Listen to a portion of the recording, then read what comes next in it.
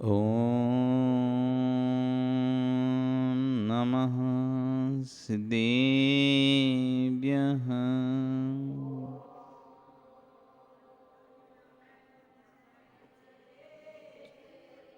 ॐ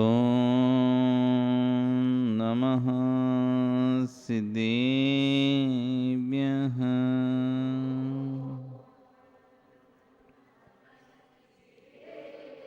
ॐ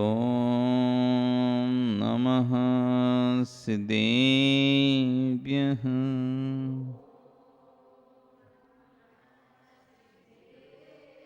तिर्यणे खग्गिणाय रोतारी मोह सैर सिर निबिहो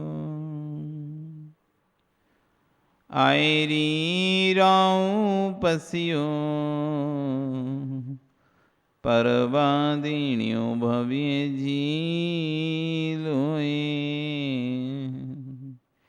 नमो अरिहंताणं नमो सिद्धाणं नमो आयरियाणं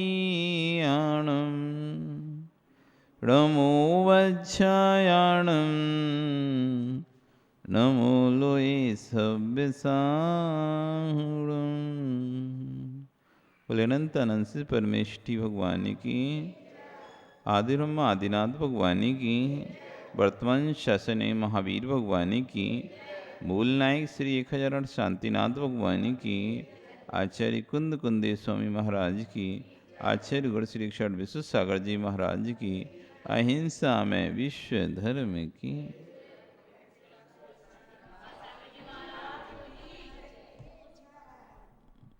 बंधु, वर्तमान शासन न्यायिक वर्धमान स्वामी के शासन में शांति प्रभु की चरण निश्रा में बैठकर हम सभी जिन देशना का श्रवण कर रहे हैं, जिनका संसार न्यून है, ऐसे ही भव्य जीव जिनवाणी का श्रवण कर पाते हैं, और जिनका संसार दीर्घ है, एक कहावत है, मिथ्या दृष्टि जीव को जिनवाणी न सुहाए, के ऊँगे के लड़ पड़े के उठ घर को जाए। जो जिसका भी संसार दीर्घ है, उसको जैसी जिनवाणी प्रारंभ होगी वैसे नींद नहीं आएगी। आप कई बार देखो, जैसी धर्म सभा प्रारंभ होती कई लोग सो जाएंगे, वैसे जागते रहेंगे, बातें करते रहेंगे, इधर उधर की बातें चलती रहेंगी तो कोई नींद नहीं आएगी। लेकिन जैसी जिनवाणी प्रारंभ हुई, झोंका आने लगता है नींद का। क्या होंगे हाँ सुन रहा है, हिलाओगे तो सुन रहे, सुन कुछ नहीं रहे, वो तो नींद ही आ रही है। नींदों में कोई सुनाई नहीं आता, लगता है ऐसा हमको कि हम सुन रहे हैं, ऐसा आभास हमको होता है। जैसे कभी कभी होता है ना, रात में नींद आती पर पूरी रात ऐसा लगता है जैसे हम जगे रहे। आज हम पूरी रात जगे थे लेकिन हम सोते रहे, सोए भी हैं लेकिन एहसास ऐसा रहा कि हम जगे हैं। बाकी जगे नहीं हो, आप सोई हो। ऐसी प्रवचन सुनते सुनते भी झपका आते हैं, ऐसा लगता है हम सुन रहे हैं आंख बंद करके। वो सुन नहीं रहे, सो रहे हो तुम। फिर इतनी अल्प निद्रा है कि ऐसा कोई थोड़ा सा भी हिला देता है तो खुल जाती। वैसी जो तीव्र नींद है वैसी नहीं है, लेकिन निद्रा आ रही है, निद्रा कर्म को उदय चल रहा है। वो मिथ्यात्व का तीव्र दर्शनावर्णी कर्म को उदय चल रहा है, उसका तीव्र ज्ञानावर्णी दर्शनावर्णी कर्म को उदय चल रहा है कि प्रवचन सभा में भी सो गया, नींद आ गया। जिस सभा में जगा जाता है उस सभा में सो गया। तो जिसका संसार अभी अधिक है, ऐसे मिथ्या दृष्टि जीव तो कहते हैं कि जिनवाणी समय या तो सो जाएंगे या फिर इधर उधर की बातें करेंगे किसी से, नहीं तो मन नहीं लगा, कोई बात करने वाला नहीं मिला तो उठ के अपने घर को हम चाहते हैं, हमारा मन नहीं लग रहा, हम जाते हैं, चले जाएंगे, नहीं सुनेंगे, बाहर नीचे बैठे रहेंगे। कई कई लोग ऐसे होते हैं जिनवाणी जब चलती है, अभी पर्यूषण होगा, अब कोई पंडित जी आए, कोई भी आएगा, तो क्या होता है, शाम को प्रवचन सभा होती है, आरती हुई जब तक भीड़ दिखेगी, और जैसी आरती खत्म हुई सब गायब, 4-5 लोग बैठेंगे, वो स्वाध्याय सुनेंगे, बाकी के नीचे गप्पे करेंगे। और जैसे ही प्रवचन खत्म हुआ फिर नया कार्यक्रम में फिर भीड़ दिखेगी। गए कहीं नहीं है, कोई काम भी नहीं था, कहीं गए भी नहीं थे, बस क्या करते हैं, नीचे कुर्सी डाल के हॉल में बैठ गए। क्या कर रहे हैं?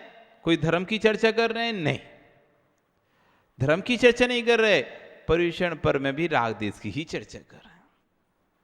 नीचे बैठ के कोई धर्म की चर्चा नहीं करते वो, कि भाई ऊपर से चले गए तो नीचे बैठ के तत्व की चर्चा कर रहे हैं, 6 द्रव्यों की बात कर रहे हैं, पंचास्तिकाय की बात कर रहे हैं, 7 तत्वों की बात कर रहे हैं, 9 पदार्थ की बात कर रहे हैं, 24 तीर्थंकरों के स्मरण कर रहे हैं, भक्तांबर की चर्चा कर रहे हैं, कल्याण मंदिर की चर्चा कर रहे हैं, 10 लक्षण के 10 धर्मों की चर्चा कर रहे हैं, कोई चर्चा नहीं कर रहे। और कैसा चला देश में, क्या हो रहा है, कौन सी, ये सब इस बात की चर्चा चलती है, पर ऊपर नहीं बैठ पाएंगे। नाचते रहेंगे, खूनते रहेंगे, प्यास नहीं लगेगी। और जैसी जिनवाणी प्रारंभ, अब प्यास लग रही है, अब पानी पीना है, अब थोड़ा घूमने जाना है, थक गए, अब रिलैक्स चाहिए।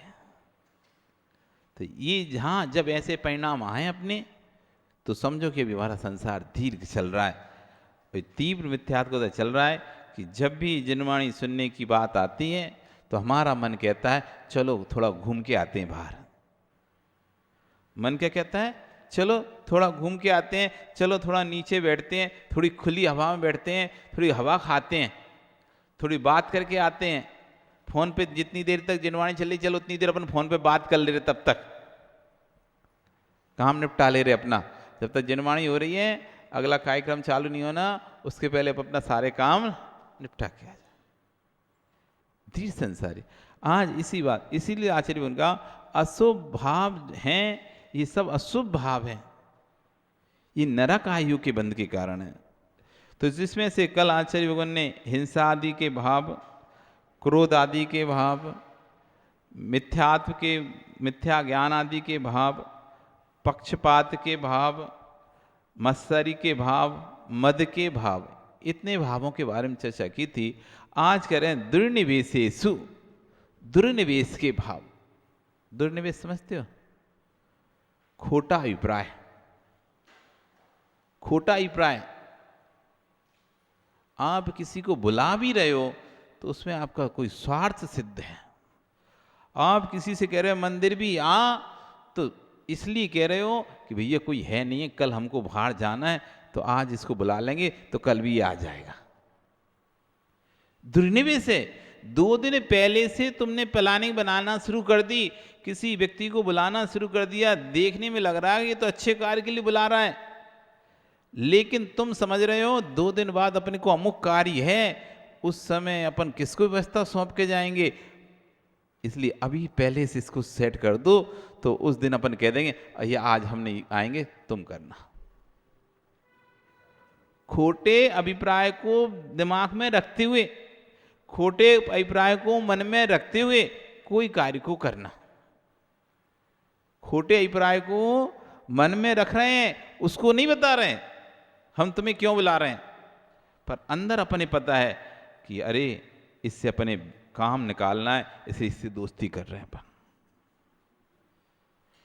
इससे काम निकालना है, इसलिए इससे रिश्तेदारी करो, इससे काम बनेगा भविष्य में अपना, इससे रिश्तेदारी करना है अपन को, इससे मित्रता करनी है, इससे दोस्ती करनी है। एक खोटा अभिप्राय, दुर्निवेश। कोई कार्य निकालने के बाद छोड़ देंगे, तब तक कार्य नहीं निकलता, तब तक इसे अच्छे से बोलना है। खोटा अभिप्राय रखकर कोई भी जो कार्य किया जाता है, चाहे वो शुभ क्रिया कर रहे हो चाहे अशुभ क्रिया कर रहे हो, दोनों में अशुभ का ही बंध है, क्योंकि वहां पर अभिप्राय क्या है।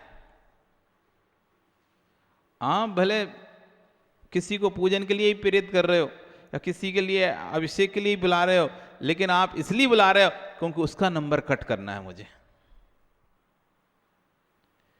मैं किसी को कह रहा हूं तो अभिषेक कर, कलश पकड़ा रहा हूं, कोई नया व्यक्ति आया और आप जो जिसका नंबर था उससे आपको ईर्ष्या थी, इतने में कोई नया व्यक्ति आ गया, आपको मिल गया मौका, हाँ हाँ तू आ भैया तू आ, नया है ना, हमारे यहां रूल है नया का। अब वो नया है इसलिए नहीं पकड़ा रहे, उसको नहीं मिलेगा आज करने, उसको नहीं मिलेगा आज करने, इसलिए हम नए को पकड़ा रहे हैं। अभिप्राय देखो वहां पर, अभिप्राय देखो। कोई व्यक्ति रोज आकर एक स्थान पर बैठ जाता है,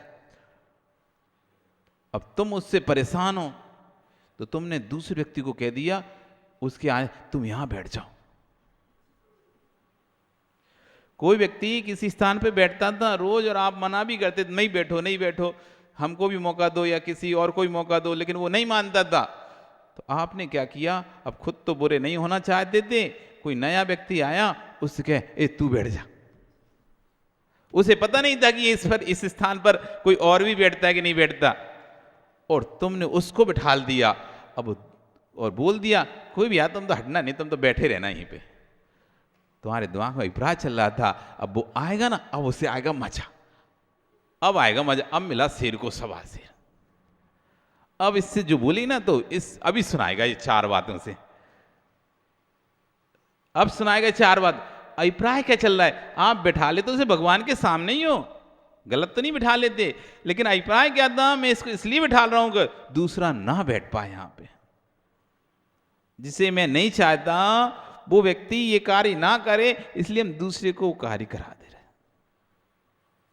पहले से कहीं गाड़ी जा रही कुछ आ रहा है, हमें पता है कि सीट खाली होगी तो वो आके बैठ जाएगा, हम जान के दूसरे को बिठा देते हैं, अरे तुम बैठो, नहीं भी जाना उसे तो पकड़ के जबरदस्ती लेके जाते हैं, क्यों, खाली जाएगी तो उसको बिठालना पड़ेगा।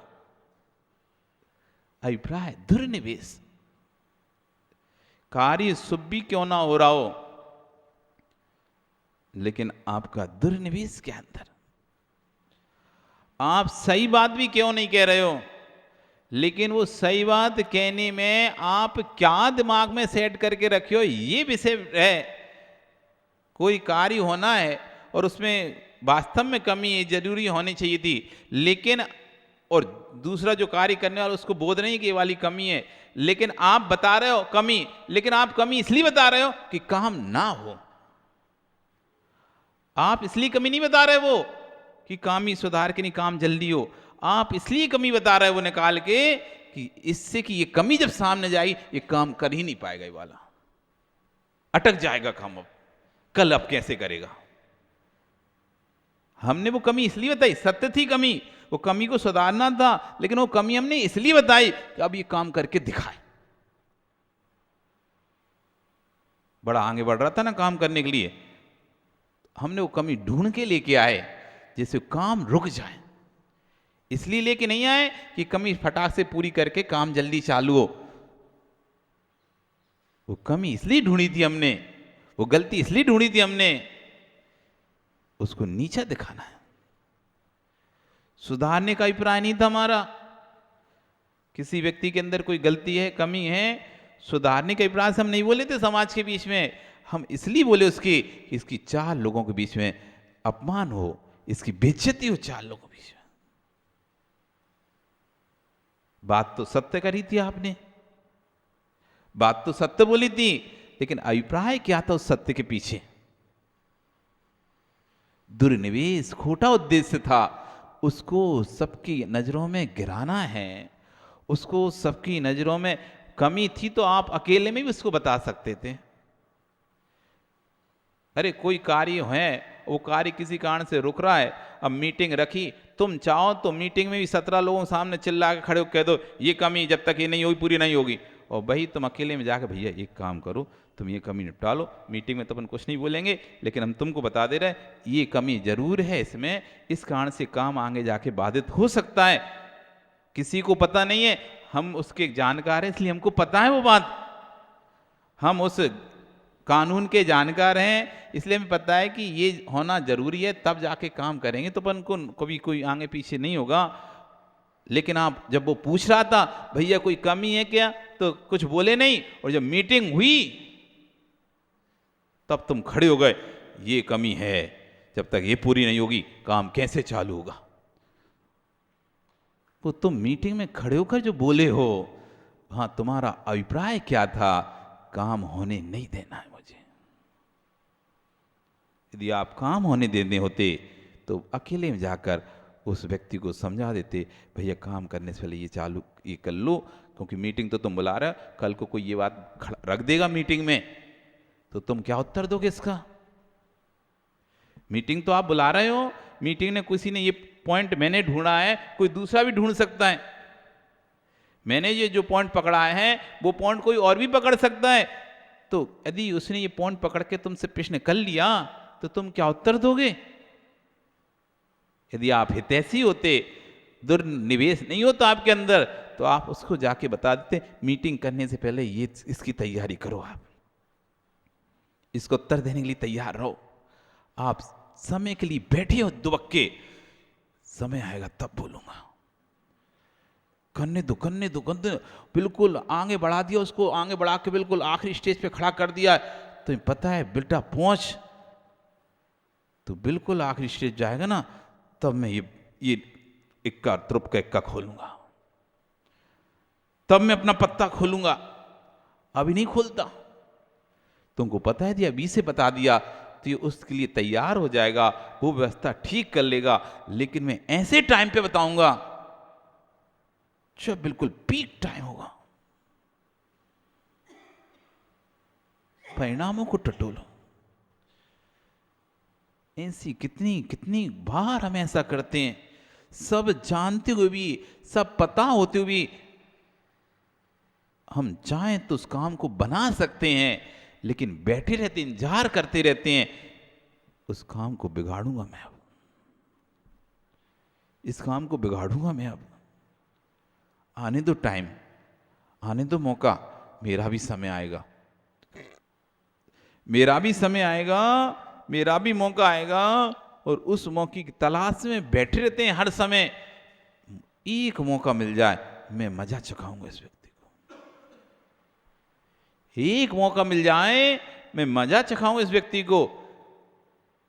ये दुर्निवेश चल रहा है, अब तुम धर्म भी कर रहे हो, पूजा पाठ भी कर रहे हो, भक्ति भी कर रहे हो, हर समय उस व्यक्ति पर निगाह है, एक मौका मिलने तो बस। आप एक मौके की तलाश में उसे देख रहे हो, 24 घंटों से वॉच कर रहे हो, उसकी प्रत्येक क्रियाओं पर नजर रखियो। इसलिए नहीं कि आप उसकी क्रियाओं को ध्यान कर रहे हो या उसी जैसा बनना चाहते हो, नहीं, आप उसकी क्रियाओं में ढूंढ रहे हो एक कमी तो मिल जाए मुझे। आदमी जिससे छिड़ जाता ना, जिससे घर में भी देरानी जेठानी चिढ़ जाए, जेठानी देरानी चिढ़ जाए, सास बहू से चिढ़ जाए, बहू सास से चिढ़ जाए, तो फिर भी 24 घंटे निगाह में ही रहती है, तू कर कोई गलती, अभी हम पकड़ते उसे। अब पूरे समय पर जब जब हम पूरा समय हमारा बस इस चीज में चल रहा है, 24 घंटे इसी चीज में निकल रहा है, तुम एक कमी करो, एक गलती करो, तुम्हारी बहुत दिन से गलती नहीं मिल रही हमको, तुम एक गलती करो बस। फिर हमने जाना वो एक गलती वो हो नहीं रहा उससे, और हम पूरे समय 24 घंटे बस यही अंदर विचार चल रहा है, तुम एक गलती करो, तुम एक गलती करो, तुम एक गलती करो, हम पकड़ें। अब सोचो पूरे समय उसके यहाँ शुभ परिणाम हो ही नहीं रहा, वो जब जब उससे मिलता है वो यही सोचता रहता है ये कोई गलती करे, ये कोई गलती करे और मैं उसे पकड़ूं, ये कोई ऐसी बात बोले मैं उसे पकड़ लूं, और फिर उस बात को लेकर मैं बखेड़ा खड़ा कर दूंगा। ये दुर्निवेश, खोटा अभिप्राय है।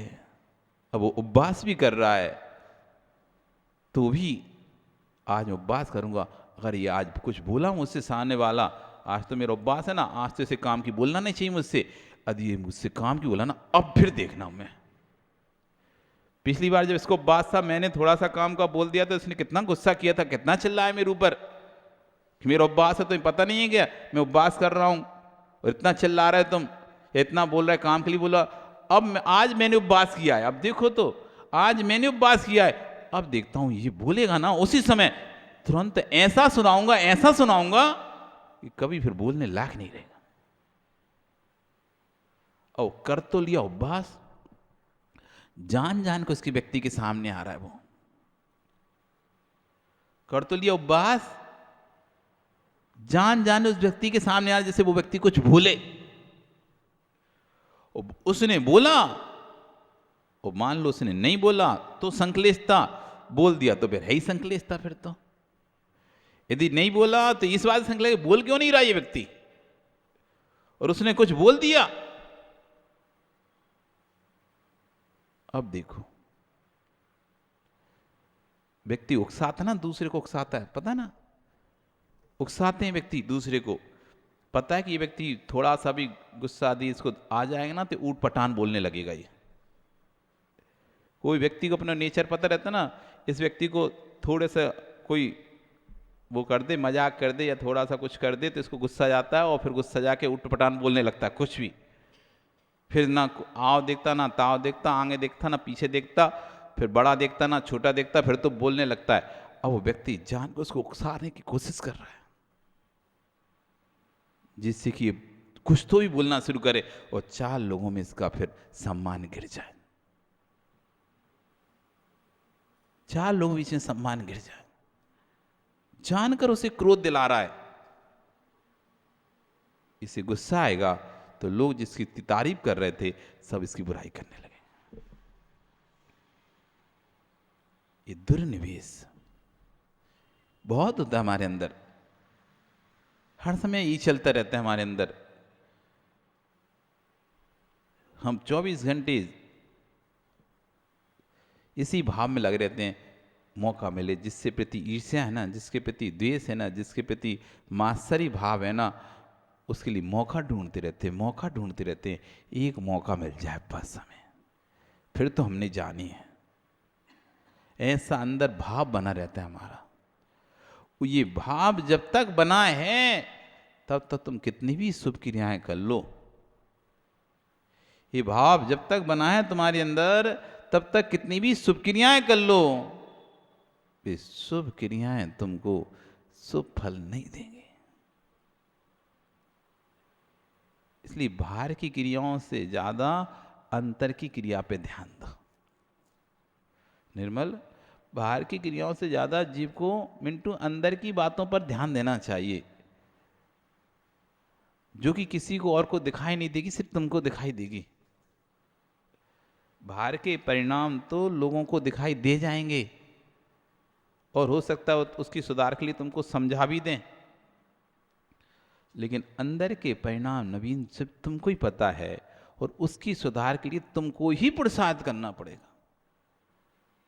बाहर का व्यक्ति तो बाहर की क्रियाओं के सुधार का पुरुषार्थ करवा सकता है आपसे, कह कह के, पीछे पड़ पड़ के, टोक टोक के। कोई आदत आपकी खराब है, कोई किसी को बीड़ी पीने की, किसी गुटखा खाने की, किसी को शराब पीने की आदत पड़ जाती है, तो टोक टोक के अथवा सुधार केंद्र में भेज भाज के कैसे भी उसकी बाहर की आदत तो सही करा सकता है, लेकिन जो अंदर के परिणाम हैं उसको बाहर का व्यक्ति नहीं सुधार पाएगा।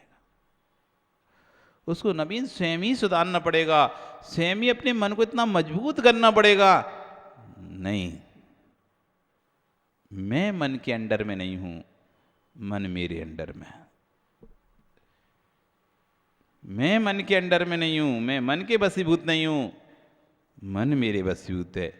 जैसे माताएं उपवास करती है ना, तो मन तो खाने का था, लेकिन उन्होंने कह दिया नहीं, आज खाना नहीं देंगे, आज अष्टमी है, आज चतुर्दशी है, आज उपवास रहेगा तो रहेगा।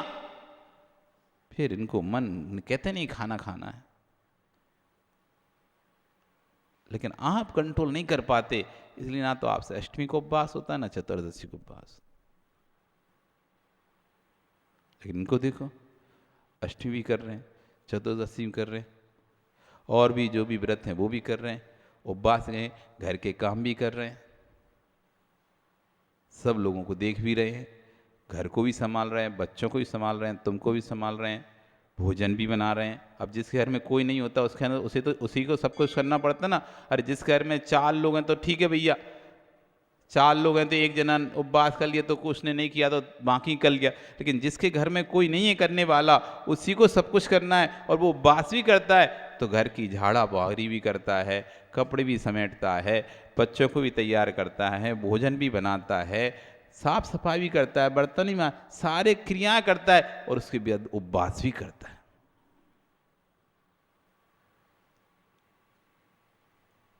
आपको क्या है, व्यापार में जाना है, वहां भी जाके गद्दी पे ही बैठना है।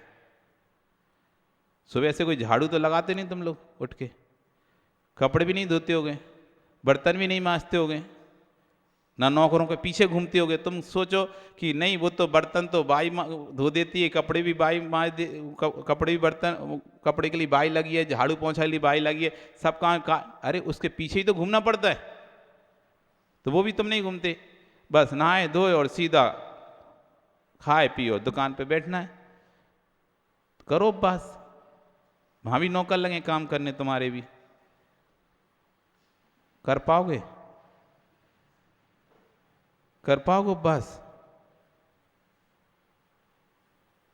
कहाँ गए वो, आए नहीं? प्रमोद, प्रमोद, प्रमोद ही है ना, साइकिल से जो आता है, बोल रहा था महाराज अपने जीवन एक ही उपवास करो वो भी 40 साल पहले भैया वित्ती में बोल रहे थे हाँ, कि 40 साल पहले उपवास किया था, वो भी एक ही किया था, वो पता नहीं कैसे कर लिया महाराज। 12 नहीं बजे ऐसी हालत खराब हो गई, कब 1 बजा, कब 2 बजेंगे, कब 3 बजेंगे, कब 4 बजे, कब 5 बजेंगे, ऐसे मुश्किल से जैसी बजे 5 तो निकाले केला खा गए। अम्मा कह रही थी मंदिर तो चला जा, अब मंदिर मंदिर गया, यहाँ तो हालत खराब हो गई। केला खा गए हम तो गई, तब शांति मिली पेट में थोड़ी, 2, 5, 10 केला खाने के बाद अब फिर गए मन।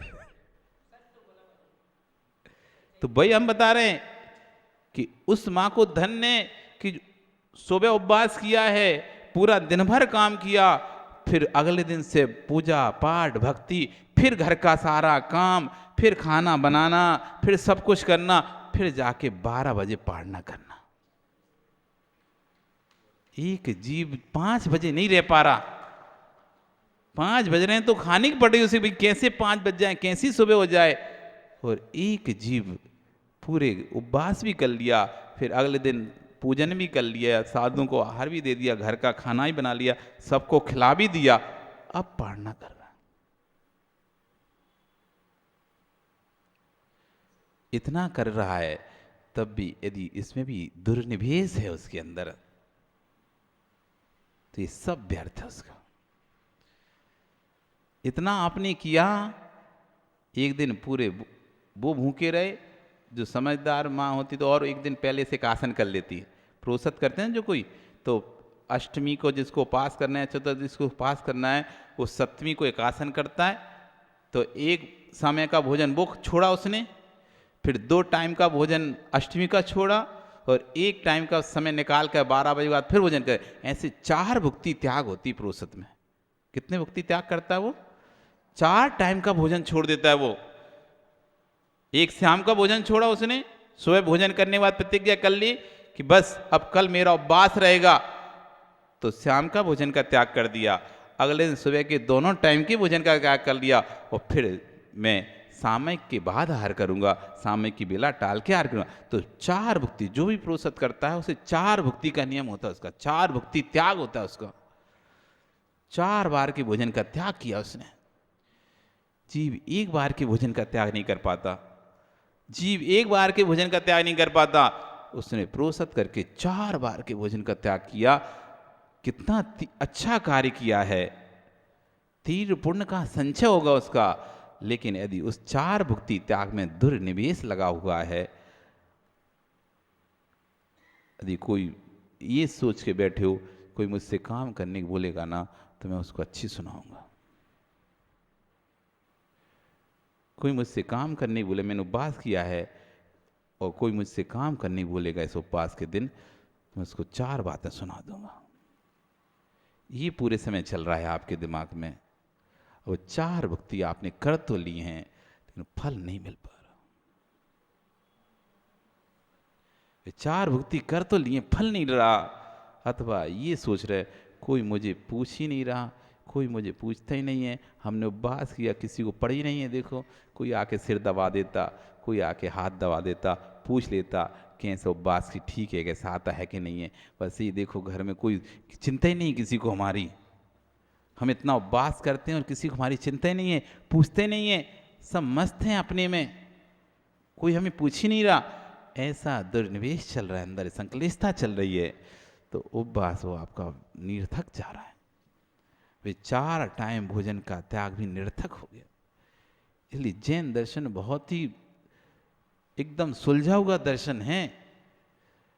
इसमें क्रियाओं की मुख्यता नहीं है, क्रियाओं के साथ भावों की मुख्यता है। जैन दर्शन बहुत ही सुलझा दर्शन है कि उपवास करोगे तो मोक्ष जल्दी चले जाओगे और 2 टाइम खाओगे तो नरक जल्दी जाओगे, ऐसा कुछ नहीं है।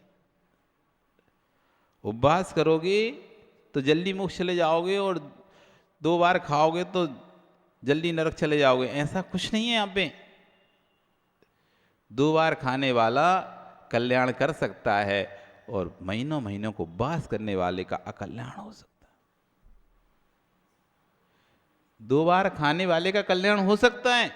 ये जैन दर्शन क्रिया प्रधान दर्शन नहीं है, ये जैन दर्शन भाव प्रधान दर्शन है। ये जैन धर्म क्रिया प्रधान धर्म नहीं है, ये जैन दर्शन क्रिया के साथ साथ भाव प्रधान धर्म है।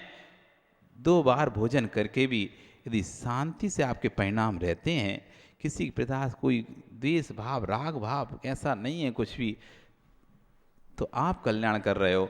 और 1 बार खाने के बाद 1 टाइम खाकर या उपवास कर कर आपके अंदर संकलेशता चल रही है, दूसरे को नीचा दिखाने के भाव चल रहे हैं, खाता रहता है जब देखो तब। हम देखो कल उपवास किया था, परसों 1 टाइम खाया था, आज भी देखो 1 टाइम खा रहे हैं। वही देखो 4 बार चल लिया ये तो खा खा के मोटा हो रहा है। अब हम क्या भाव चल रहा है? अपनी बड़ाई का भाव चल रहा है और दूसरे को नीचा दिखाने का भाव चल रहा है। और 2 टाइम खाने वाला का, अरे यार देखो अपन तो 2 टाइम खा रहा है, उसे देखो तो खा भी नहीं रहा, 1 टाइम खा रहा, कैसे रह रहा है। फिर भी चलो कोई बात नहीं, अपना शरीर नहीं है, नहीं कर सकते, भगवान उसको शक्ति दे। वो ऐसा सोच रहा है अंदर, भगवान उसको शक्ति दे और अच्छे से कर ले वो भैया, अपन तो नहीं कर पाते, अपन से तो भूखे नहीं रहते बनता, सामने वाला उपवास कर रहा है, एक आसन कर रहा है, भगवान इसको शक्ति दे, ये और अच्छे से इसका व्रत का पालन हो, उपवास का पालन। एक ये सोच रहा है 2 बार खा के, ये एक सोच रहा है खा खा के पड़े रहते हैं, कोई काम में भी नहीं गए, और हम देखो उपवास भी करें तब भी काम कर रहे हैं पूरा घर का। अब यहां पर उपवास करने वाला और एक उपवास नहीं करने वाला, दोनों में अंतर समझो। यदि नहीं करने वाला उपवास करने वाला अच्छे परिणाम रखता, तो नहीं करने वाले से 1000 गुना अधिक फल को प्राप्त करता। वो एक उपवास ऐसे ही परिणाम यदि उपवास करने वाला करता कि हे भगवान आपकी कृपा से मुझे ऐसी शक्ति मिली है कि मैं उपवास कर पा रहा हूँ, नहीं तो पता नहीं मुझे भी ऐसी हीन शक्ति मिलती तो मैं भी नहीं कर पाता। भगवान सबको ऐसी शक्ति दे, सब लोग उपवास कर सकें, सब लोग एक आसन कर सकें, सब लोग अपना कल्याण कर सकें। उपवास करने के बाद ऐसी भावनाएं आ रही हैं तो आपका फल, और जो नहीं करा, जिसने 2 बार खा के ऐसा सोचा था, उससे 1000 गुना बढ़ा हुआ है आपका फल। एक तो भाव अच्छे, पहली तो क्रिया अच्छी, दूसरे भाव भी अच्छे। कहते सोने पे सुहागा, सोने पे सुहागा हो गया। फिर तो क्रिया तो आपने उत्कृष्ट की थी, परिणाम भी उत्कृष्ट रख लिए, तो सोने पे सुहागा हो गया। क्रिया तो आपने उत्कृष्ट की थी लेकिन परिणाम नीचे हो गए, तो वो सोने में भी आपकी पीतल मिल गए, सोने में भी खोट मिला लिया आपने, सोने में भी क्या मिला लिया, खोट मिला लिया। एक तो गाढ़ा दूध था, ऊपर से उसमें अच्छे तुमने काजू किशमिश बना लिए थे, अच्छा और बना लिया तो मजा आ रहा था, लेकिन आपने दूध तो गाढ़ा मिला था, लेकिन आपने परिणामों का पानी डाल दिया तो गाढ़ा दूध भी पतला हो गया। जो तीव्र गाढ़ा पुण्य आपको बंद होने वाला था, जो तीव्र गाढ़ा पुण्य आपको बंद होने वाला था, तुमने अशुभ भावों का उसमें पानी डाल दिया तो वही गाढ़ा दूध पतला हो गया। जितना जैसा पानी डालते जा रहे हो वैसा वैसा दूध पतला होता जा रहा। डाला कि नहीं दूध में पानी? कभी डाला ना? तो जैसा जैसा अपन पानी डालते हैं, जैसा जैसा पानी मिलाते चले जाते हैं, वैसा वैसा दूध कैसा होता है, पतला होता जाता है, उसकी पौष्टिकता खत्म होती जाती है। एक ही गिलास दूध पीते आप, लेकिन बिना पानी मिला पीते तो पौष्टिकता बनी रहती। आपने पानी मिला मिला के 4 गिलास कर लिया, उसकी पौष्टिकता खत्म हो गई, पौष्टिकता खत्म हो गई। ऐसी एक क्रिया भी करते, छोटी सी भी क्रिया करते, 1 गिलास दूध पीते, मत पीते 4 गिलास दूध, लेकिन वो 1 गिलास दूध यदि शुद्ध पीते, वो शरीर को अंग लगता। तो उन्हें पिया तो 4 गिलास दूध, लेकिन उसमें पानी इतना मिला चुका था कि अब वो कार्यकारी नहीं हो रहा। कहने में तो आ रहा है दूध, इसलिए अपन तो भैया देख लेते हैं, चौके में जब हम पहली अंजलि दूध पीते हैं ना, तो समझ में जाता है। किसी घर में जाएं, और जैसे यहाँ तो नहीं, मध्य प्रदेश में तो घर घर जाते हैं, तो घर घर जाते हैं तो सबके अलग अलग दूध मिलता है पीने, ठीक है। तो जैसे ही एक अंजलि दूध पीते हैं, समझ में जाता है कि पानी मिलाया कि बिना पानी मिलाया। और जैसे ही लगता है पानी मिला दूध है, एक ही पी के छोड़ देते हैं, लेते नहीं है। काय को नाम करो दूध पीने का, इससे अच्छा पानी नहीं पी लेंगे क्या? नाम करें दूध पीने का और पिए क्या? पानी। उससे अच्छा तो पानी पी लें, यही तो कहेगा दूध नहीं पिए। नहीं तो पी लेंगे हम 2 गिलास दूध, अरे महाराज 2 गिलास दूध पी गए। अब पिया कितना था? 2 में तो आधे से ज्यादा तो पानी मिला था उसमें, आधे से ज्यादा तो पानी था। इसलिए पानी मिला दूध पीने से अच्छा है बिना दूध के रह जाना, अथवा कम दूध पी लेना, कम पी लेना। जो कम पियोगे तो शरीर को लगेगा, वो पौष्टिकता देगा, ताकत देगा। अधिक भी पी लोगे, लेकिन पानी मिला हुआ है तो कोई भी ताकत नहीं देगा। यदि थोड़ी सी क्रिया करोगे, लेकिन उस क्रिया के अंदर भाव रहेंगे, तो क्रिया तीव्र पुण्य को दे देगी। और लेकिन क्रिया बहुत सी की थी, लेकिन भाव उसके अंदर नहीं थे, तो उस पानी मिला दूध कितना ही पी लो, कोई ताकत नहीं आ रही। आज के बच्चे क्यों कमजोर हैं? ये माँ देखो तो ऐसी उम्र में भी दौड़ा भागी करती है, उपवास कर रही है, चक खूंद रही है, क्यों? ये पुराना घी है, पुराना दूध है, पुराना घी है, पुराना दूध है, कि बुढ़ापे में भी मस्त चल रहे हाथ पैर। नहीं तो आज का दूध देख लो, आज का घी देख लो आप, वही दूध और वही घी बीमारी पैदा कर रहे हैं। वही दूध है, वही घी है, वो बीमारी पैदा कर रहा है। वो पहले का वही दूध था, वही घी था, पौष्टिकता हष्ट पुष्ट लाता था, क्योंकि अब उसमें शुद्धता नहीं रह गई है। अशुद्ध वस्तु तो कभी भी फायदा करेगी ही नहीं। जब भी फायदा करेगी तो शुद्ध वस्तु ही फायदा करेगी। अशुद्ध वस्तु कितनी भी उपयोग कर लो, वो फायदा करने वाली नहीं है। इसलिए बाजार का तुम कितना भी खा लो, चाट पकोड़ा, पिज्जा, बर्गर, चाउमीन, कुछ भी खा लो, फास्ट फूड खा लो, होटल पे खा लो, कुछ भी खा लो, वो फायदा करने वाले नहीं है। लेकिन घर की एक रोटी, घर की रोटी जिसमें कोई ज्यादा माल मसाला नहीं है, वो रोटी फायदा करेगी। क्योंकि वो जो रोटी बनी हुई है, वो उत्कृष्ट गेहूं तुम लेके आए थे सरबती खरीद कर, अच्छा वाला, उससे वो गेहूं की रोटी बनी है। उस गेहूं में प्रोटीन था, विटामिन थे, इसलिए वो तुमको लग रहे हैं। वो जो बाजार का तुमने खाया था, सस्ता, सबसे घटिया वाला जो क्वालिटी का गेहूं था, उसको पीस के उसके आटे की जो था उसकी रोटी थी, तो ना तो फायदा की और पैसा भी लग गया। नहीं होता है ऐसा मिंटू? फायदा कौन सा चीज करती है? शुद्ध क्या अशुद्ध? कौन सी शुद्ध वस्तु फायदा करती है? शुद्ध तो कौन सी खाना चाहिए, फायदे वाली कि नुकसान वाली? हैं? फिर तुम कौन सी खाते हो? बाजार में खाते ही नहीं खाते? बाजार में खाते ही नहीं खाते हैं? बाजार का और बाजार में अलग है। आप बाजार से गेहूं खरीद कर लाना, गेहूं तो बाजार का है, लेकिन बना कहाँ पे उसकी रोटी? घर पे तो बनी है ना। उसे बाजार की रोटी कहोगे, घर की रोटी कहोगे? क्यों? बाजार से तो खरीद के लाए हो, क्यों? फिर घर की रोटी कैसे? मिंटू तुम होशियार हो, तुम महा होशियार है। हाँ, तो अपनी देवी को घुमा सकते हो, हाँ हमें नहीं घुमा सकते कि हम सब महाराज तो बाजार का ही होता है। बाजार में बनी वस्तु को हम बाजार की संज्ञा देते हैं, घर में बनी वस्तु को हम घर की संज्ञा देते हैं।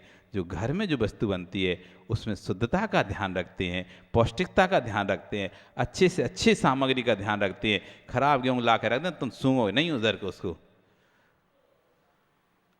एक वीडियो दिखा रहे थे, उसमें जो सॉस बनता है, सॉस टमाटर केचप सॉस, ऐसे सड़े टमाटर, ऐसे सड़े टमाटर सारे,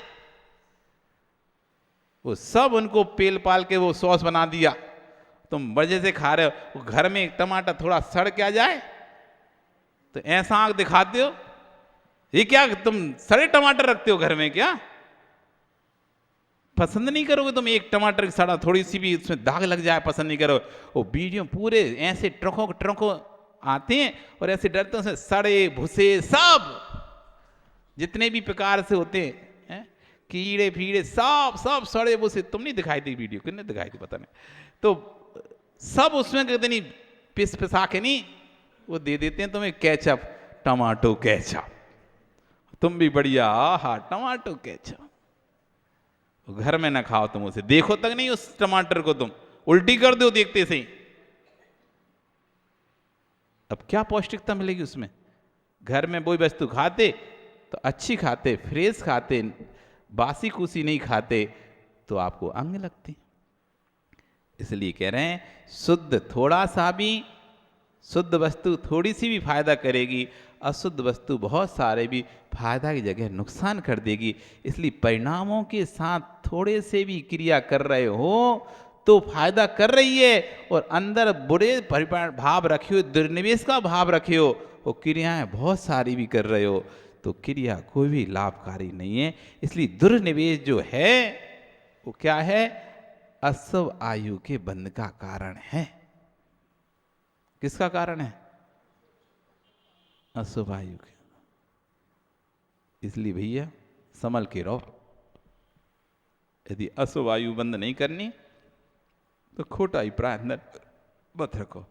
फिर हो रहा है असूल से सु अशुभ लेस्याएं, कृष्ण नील कापोत, ये 3 अशुभ लेस्याएं।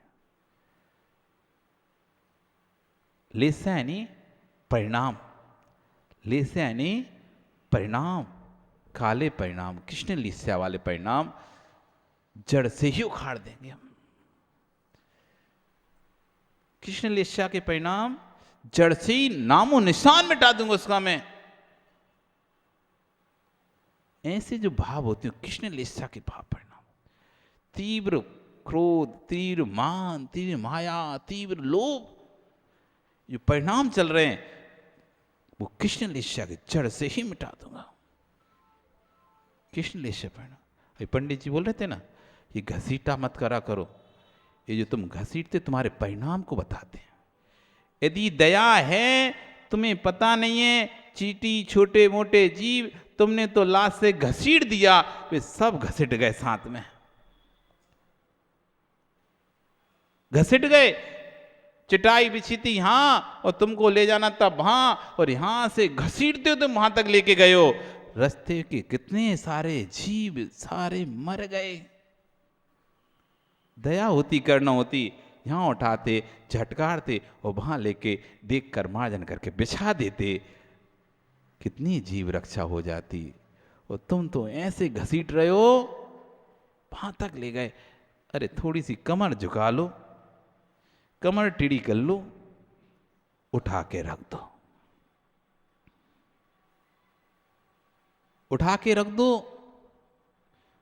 कुछ नहीं जाएगा।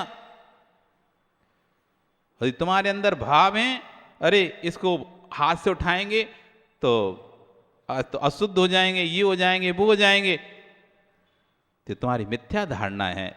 जब तुम पैर से उठा सकते हो तो हाथ से क्यों नहीं उठा सकते? जिस चीज को तुम पैर से खींच खींच के नहीं लेके जा रहे हो, तो पैर क्या शरीर के अंग से अलग अंग है क्या? जब पैर से खींचने तुमको अशुद्धि नहीं है, फिर हाथ से उठाने में किसकी अशुद्धि? उठा लो, धो लो हाथ। द्रव चढ़ा के भी तो हाथ धोते हो, कोई गिलास उठा के भी तो हाथ देते हो, ऐसी चटाई उठा के रख दो फिर हाथ धो लो, क्या जाता है? लाखों जीव तो पता नहीं, आप तो देख रहे हैं लाश से घसीटे तो जैसे नीचे नहीं देख रहे, और घसीटते ले जा रहे, कितने चीटे कुछ भी हो, नहीं भी मरेगा तो भी पाप पूरा लगेगा, क्योंकि जीवदुवा मरदुवा यदा अत्याचार से हिंसा, यदि चाहे जीव मरे चाहे ना मरे, लेकिन अयत्न पूर्वक तुम कार्य कर रहे हो तो इसमें हिंसा ही है। आप घर की सामग्री रख रहे हो, डिब्बा उठाया और ऐसे ऊपर जोर से पटक दिया, अंदर रख दिया, उसमें कार्टून उठाया, कोई भी आपके बिस्तर, आपने गद्दे पल्ली उठाए, रात में सोते बिछान के फिर बाद में उठा के रख रहे हो, ऊपर है तो नजर तो जा नहीं रही, और आपने ऐसे उठा के पटक दिया अंदर कबर्ड में और लगा दी गेट। अब हो सकता है पहले तो ना हो, लेकिन जब तुम पटक रहे हो उस समय वहां पे चूहे अपने बच्चे रख दिया हो, चूहिया आकर अपने बच्चे को जन्म दे दियो वहां पर, चूहे अपने बच्चों को रख दिया हो, और तुमने तो ऐसा जोर से डिब्बा लिया और खच अंदर कर दिया, और बेचारा वो पीछे जाके चिपट गया, मर गया। तुम तो देखे नहीं हो, तुम्हें तो पता ही नहीं है कि उसके पीछे कोई जीव भी तो हो सकता है। तुमने तो ऐसी पेटी ली अपनी और सीधी पहले बाहर खींची पेटी, तो वो जो चूहा या कोई भी था जीव तो उसके चिपका हुआ था, तो पेटी से तो वो नीचे गिर गया। अब तुमने खींचे, अपना काम किया और जोर से पेटी अंदर, और जो चूहा था वो नीचे जो गिर चुके थे बच्चे, वो पेटी और दीवार के बीच जाके पिच गए। तुम्हें पता ही नहीं है, अब तुम 15 दिन तक पेटी खोले देखे नहीं है कि भाई मरा का सूख साग गए, और जब दीपावली सफाई करी, अरे ये देखो चूहा पड़ा हुआ हमारा, ये देखो चूहे बच्चे मरे पड़े हुए, कब मर गए? ये ऐसे मर गए तुम्हारे दुर्निवेश से, तुम्हारी अशुभ लेस्या से, तुम्हारे अंदर शुभ भाव, अहिंसा के भाव थे ही नहीं, तुम्हारे अहिंसा भाव होते तो वापस पेटी रखने से पहले, वापस सूटकेस रखने से पहले उस स्थान को एक बार देख लेते, कोई जीव तो नहीं है पीछे, क्योंकि चिपका हुआ रहता है और अपन खींचते तो वो नीचे गिर जाता है। छिपकली हो, कीड़ा हो, कॉकरोच हो, बहुत सारे जीव होते हैं ऐसे, अथवा जिस समय खींचा था उसके बाद जगह मिली तो कोई आके वहां चिपक गया, मर गया बेचारा, होश ही नहीं हमको। एक अशुभ बंध चल रहा है हमारा, इसलिए कोई भी क्रिया हो तो बड़े सोच समझ के करो कि हम खींच खींच के चटाई लेके जाएंगे तो कितने जीव मर जाएंगे, उठाकर रख दें, कितनी सी देर लगेगी, जितना समय खींचने में लगेगा उतने ही समय तो उठा के रखने में लगेगा, उतने ही समय तो लगेगा। लेस से आओ, कौन सी लेसे चली? कृष्ण लेसे चल रही है, नील लेसे चल रही है, या कापोत लेसे चल रही है आपकी? कृष्ण लेस्या वाला तो जड़ से उखाड़ने की सोचता है, कापोत लेस्या वाला जड़ को तो छोड़ देता है लेकिन ठूठ बना के छोड़ता है पेड़ को। जड़ से तो नहीं उखाड़ेंगे हम, लेकिन हाँ ठूठ बना देंगे इसका पूरी। और कापोत लेस्या वाला ठूठ तो नहीं बनाता, लेकिन मोटी मोटी टहनियों को काट देता है। अब आप परिणाम देखो कैसे चल रहे हैं। यदि इनमें की कोई परिणाम चल रहे हैं तो अशुभ परिणाम चल रहे हैं, अशुभ लेस्याएं चल रही हैं, जो कि अशुभ आयु का बंध करा रहे हैं आपको। किसी से पूछने की क्या जरूरत है कि हमारी गति क्या होगी? स्वयं के परिणामों से पूछो ना कि मेरी गति क्या होगी। दूसरा क्या बताएगा तुम्हारी गति क्या होगी? स्वयं के परिणाम तो जरूर बता ही देंगे कि तुम्हारी गति कौन सी होगी। कैसे भाव चल रहे हैं, जैसे परिणाम वैसी परिणति, जैसे परिणाम वैसी परिणति। कोई तुम्हें कितना भी अच्छा कहता हो तो तुम्हारे भावों से तो पूछो कि तुम कितने अच्छे हो। जैसे पढ़ना हो वैसे पढ़ना। आपका समय हो गया, कल फिर आओगे। पर है आपको पता नहीं चलता कि समय हो जाता है, ऐसे बैठे रहते एकदम शांत से। कल फिर आओगे, पर आ रही तो पुनः हम चर्चा करेंगे। बोली भगवान महावीर स्वामी की जिनवाणी स्तुति।